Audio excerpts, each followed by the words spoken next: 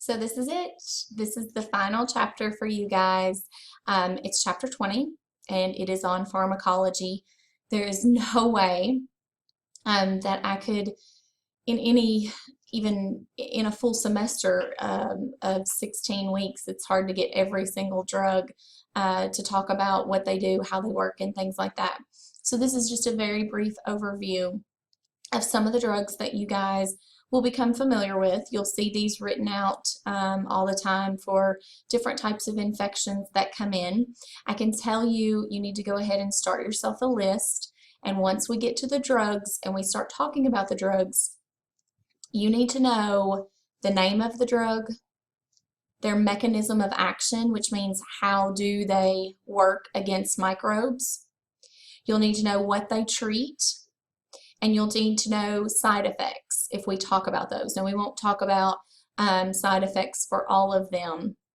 Some of them will just say, you know, they're kind of broad spectrum, and some of them will say they treat specific types of diseases. So make sure you make a list of those drugs that we're going to talk about so that you can have those for your final coming up in very quickly next week. So chapter 20 is an antimicrobial drug lecture. And here we go.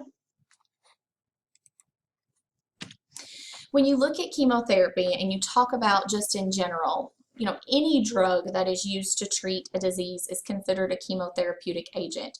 Most of the time when people say the word chemotherapy, they automatically think of cancer treatment, which is true because that's what we call that specific treatment.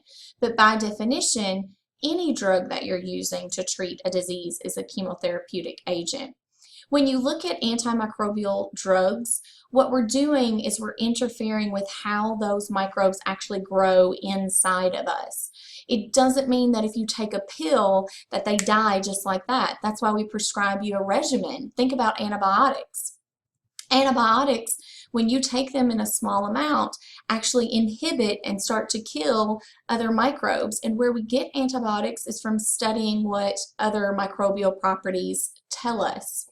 And so when you take an antibiotic, the reason why you have to take them for 5 or 7 or 10 days is because it does take time to inhibit those growth. You don't just take them and all of a sudden wipe them all out. Making drugs is actually very, very simple. Someone's knocking at my door. Let me pause for 2 seconds. Okay, I'm back. So when you look at these drugs, making a drug is very simple. I mean, you look at some of the drugs that are produced like on the streets today. Are they medically valuable? No, they're not. But I mean, people put anything into their body. I mean, you mix a little gasoline and a little lighter fluid and some bath salts and food coloring and Lucky Charms cereal together, and oh, let's inject this into our veins. So, I mean, it's very bizarre when you look at making drugs. The issue with drug making and being in a pharmaceutical setting is making that drug selectively toxic. That means that we can take that drug and it's going to kill the microbes that it needs to kill, but it's not going to damage us and it's not going to damage our cells. So that's the trick with making things medically valuable when you're looking in a lab. We know that the very first antibiotic that came about was discovered by Alexander Fleming.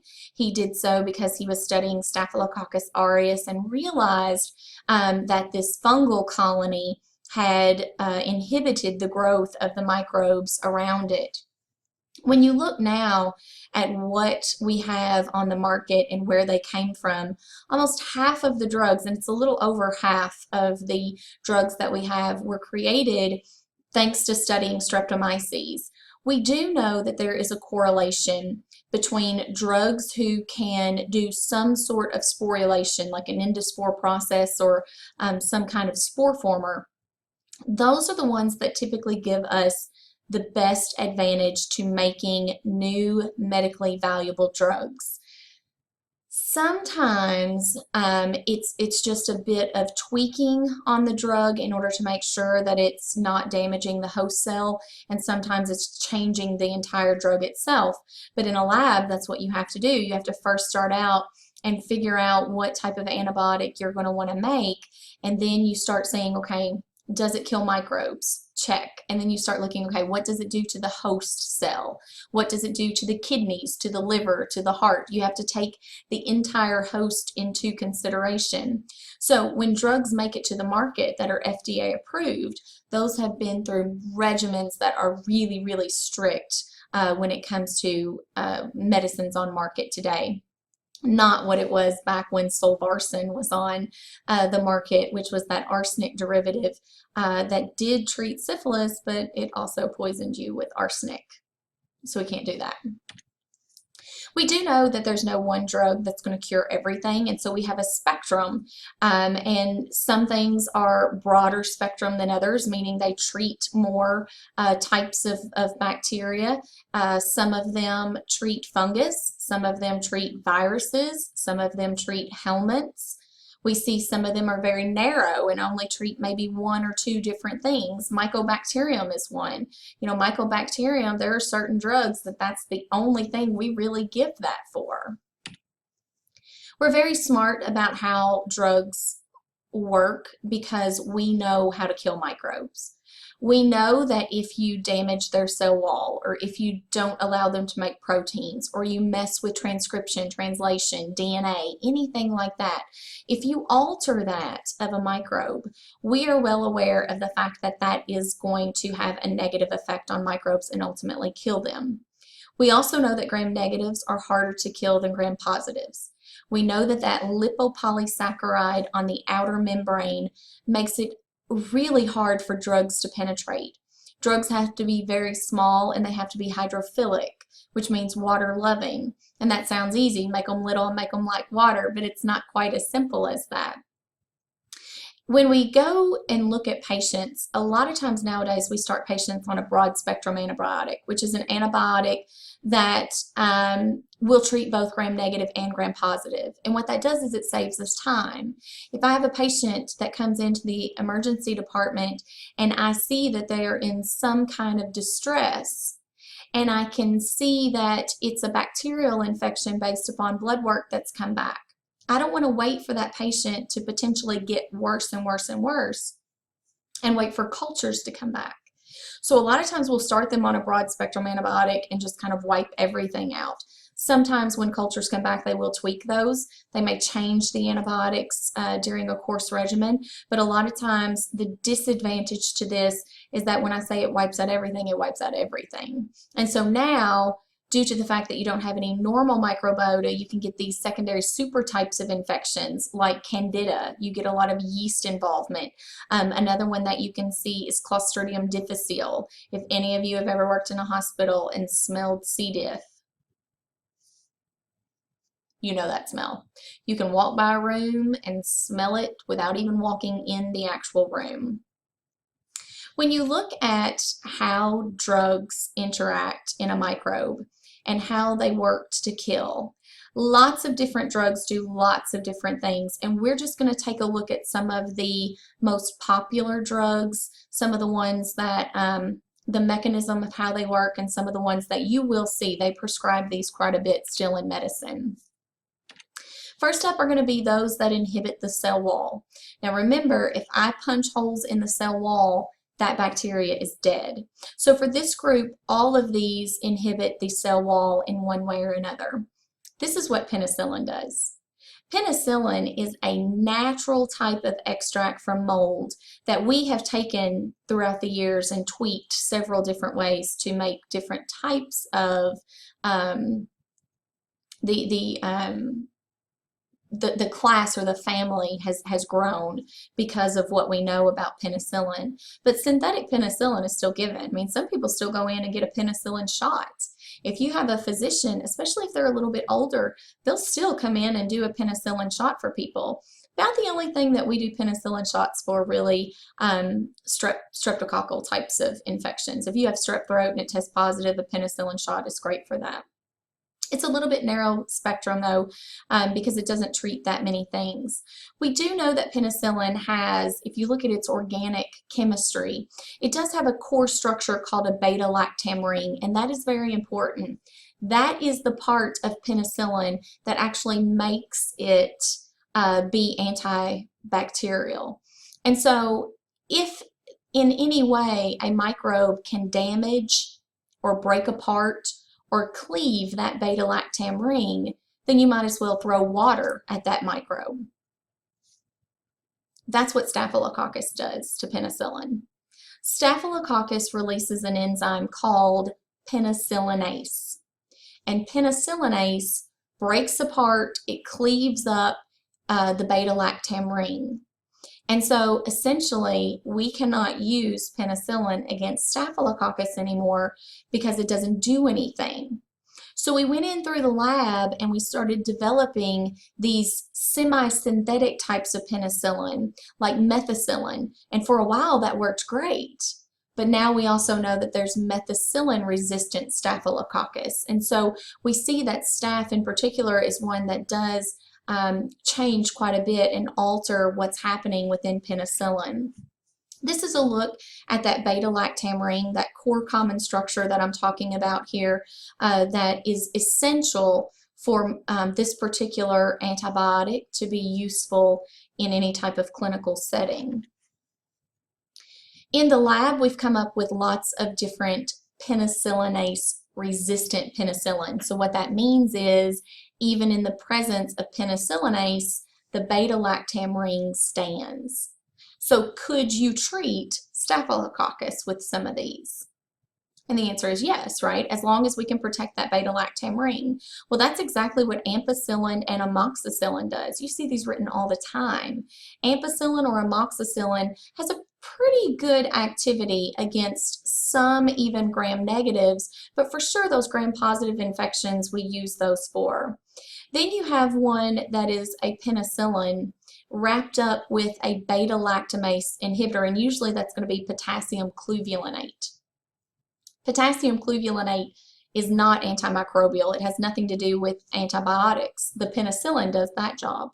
What the potassium cluvulinate does, though, is it's a non-competitive inhibitor that essentially will not allow the penicillinase to get to the beta-lactam ring. It wraps that beta-lactam ring up so that it's protected. Well, if the beta-lactam ring is protected, then penicillin can do its job, and that's Augmentin. Augmentin is great. It's a broader spectrum type of antibiotic, but I will say this, especially for little kiddos, if you've ever tried to give them Augmentin, so the pill's like this long, the liquid form of it, not good. It tastes horrible, and it usually gives some pretty rough GI issues. A lot of stomach cramping, a lot of diarrhea after Augmentin. So it's not that we're limited by that, but I mean, it's one of those things that, you know, if kids are having some tummy issues with medicine, it's tough to let them continue that. This is a look at what happens to the beta-lactam ring in the presence of penicillinase.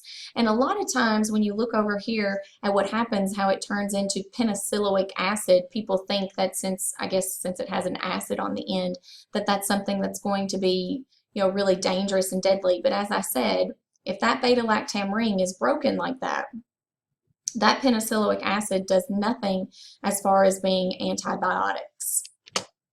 There are people who cannot take penicillin. There's people who are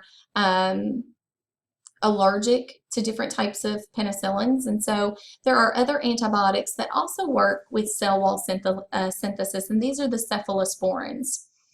These have nothing to do with penicillinase. They're resistant to that. So even in the presence of penicillinase, this structure is going to stand. So we can treat some Staphylococcus with this, and there's 4 generations of these. First, second, third, and fourth generation.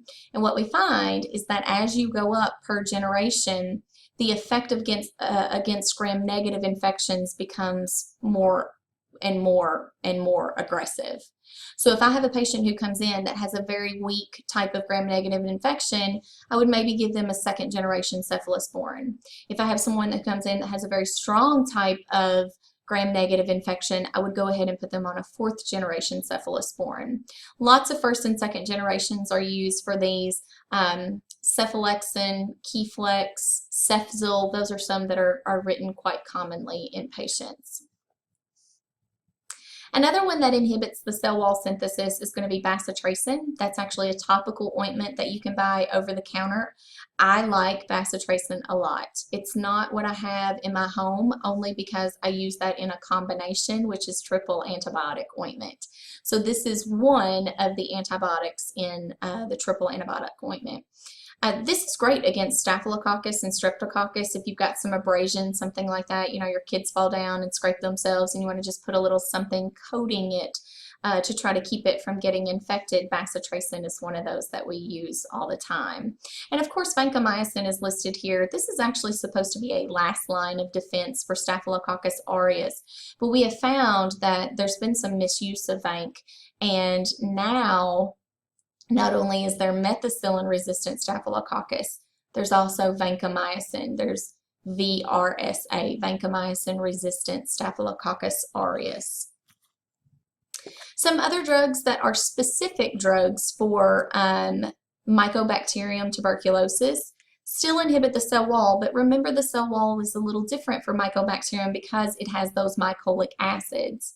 Isoniazid is one, and that is INH. We use that quite a bit, often given with rifampin together.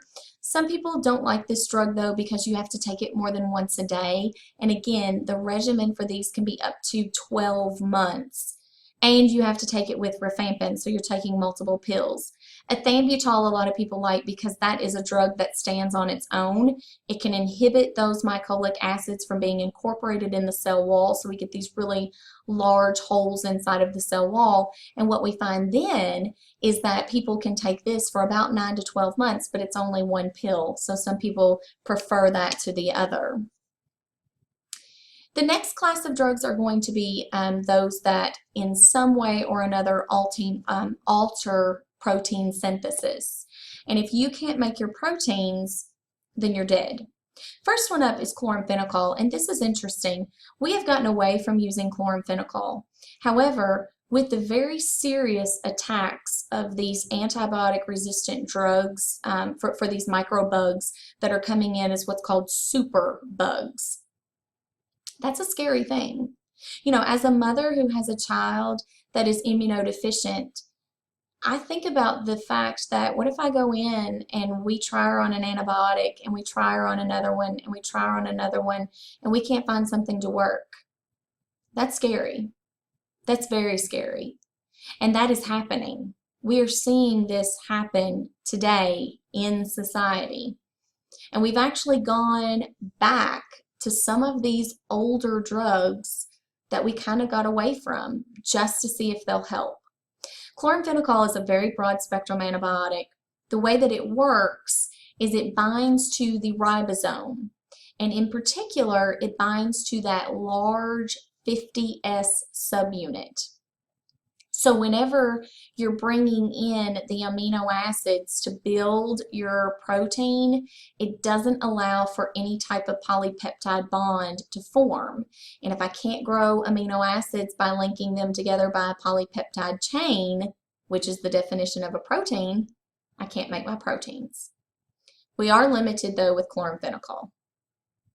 Number one, we're very limited because it is very toxic to the bone marrow. It suppresses bone marrow. You think about what bone marrow does as far as making red blood cells and white blood cells. So that's a little scary. And number two, you would never give this to children. It causes what's called gray baby syndrome. Patients come in and the children are kind of ashen gray. They're very limp. They have low muscle tone, unresponsive. So it's not something we could give to children. We then have the class that also works in protein synthesis called, the group of them are called aminoglycosides. With aminoglycosides, you have several different categories of this, but I'm just going to list a couple: streptomycin, neomycin, gentamicin. These are effective, really, really effective against gram negatives. If you have a patient who comes in and you've done blood cultures on them and it comes back as gram negative, you really have limited time to make a choice on how aggressive you want to treat these patients. The way that it works is to alter the small subunit, the 30S subunit of the ribosome, and when we change or we alter that shape, then we're not able to make proteins. I actually had come face to face with this drug because when Ryan was first in the hospital after heart surgery, she did have a blood culture that came back positive. And so the first thing I wanted to know is, what's the gram stain? And I remember the look on the doctor's face, like, he and I were friends. I actually had known him from school. And it's almost like he knew I was going to ask that, and he knew it was coming, and he didn't really want to answer it. And so he kind of, looked away and said, it is gram negative. And so at that point, we had two options. We could start her on a low antibiotic and see if that helped, or we could treat it very aggressively. But the problem with treating it aggressively with an aminoglycoside is that there is possible damage that can be done to the auditory nerve, and that damage is irreversible. For me, the choice was easy.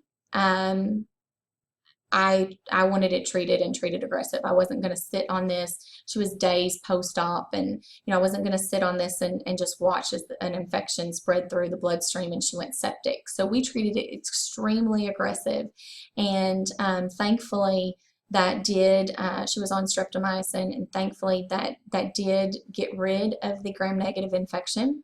She lived, obviously, and was very fine, but she does actually have hearing damage. They're not certain, if they can't pinpoint it, whether or not it was from the stroke or whether it was from the medicine. But we do know when she was just after the stroke that it didn't really have that diminished of hearing, because they did check that. So the likelihood is, that it probably was some damage due to the aminoglycoside choice. But she lived, and we'll take that any day over a loss of hearing. So a lot of times patients who are older, you have to watch out because they start losing their hearing anyway. And so you may not notice that it's actually something with their medication. I always remember this side effect: aminoglycosides, amino hear you. You're welcome. Next up is also going to alter the protein synthesis. This is the broadest spectrum that we have on market, tetracycline or doxycycline. This is great because not only does it treat gram positives and gram negatives, it also penetrates body tissue and can go down and be very effective against intracellular organisms. Now you think about that. That means it enters into your body, goes into your tissue levels, in through the cells, kills the microbes, but leaves your cells perfectly fine. That's pretty amazing. So we treat these, anything that's going to be intracellular, like chlamydia, like rickettsia, right? If you had Rocky Mountain spotted fever, that's an intracellular organism that we would need to treat with this. The way that it works is it doesn't allow for transfer RNA to bring in an amino acid and attach to that messenger RNA. Go back and think about transcription and translation. When you're doing translation of that protein, transfer RNA comes in, it brings the proper amino acid, and it links up to that messenger RNA. If that doesn't happen, we can't grow our proteins. Some issues with tetracycline: number one, there's some GI problems. Since it's so broad spectrum, we do end up with a lot of secondary types of superinfections, yeast infections. We end up with sometimes the C. diff problem, lots of bowel issues with this, and some cramping.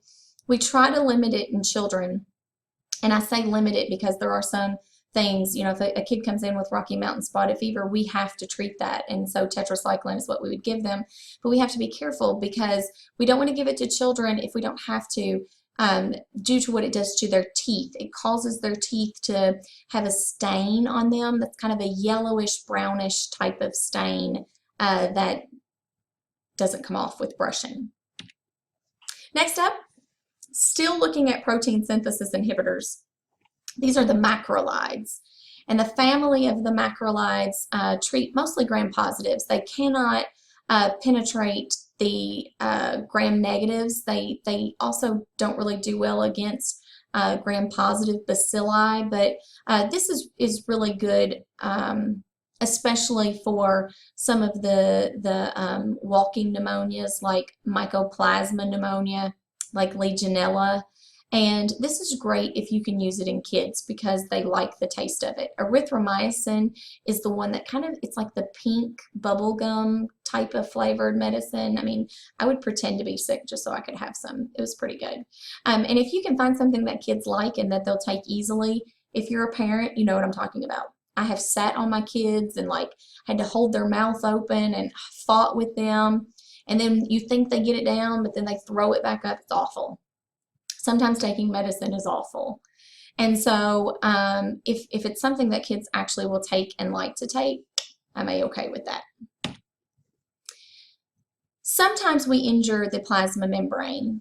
And one of the ones that does this is a topical medicine called polymyxin B. Now this, polymyxin B, bacitracin, and neomycin, those are the three over-the-counter, those are three drugs in over-the-counter triple antibiotic ointment.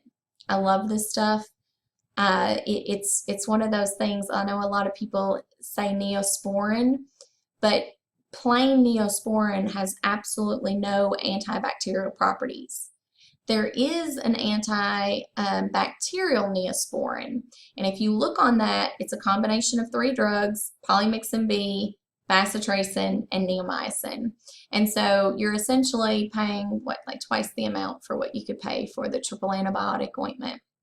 So we use this, and polymyxin B does injure the plasma membranes and is good against some gram negatives. Then we have some that mess with nucleic acid. So now we're going to be looking at some of these that mess with DNA.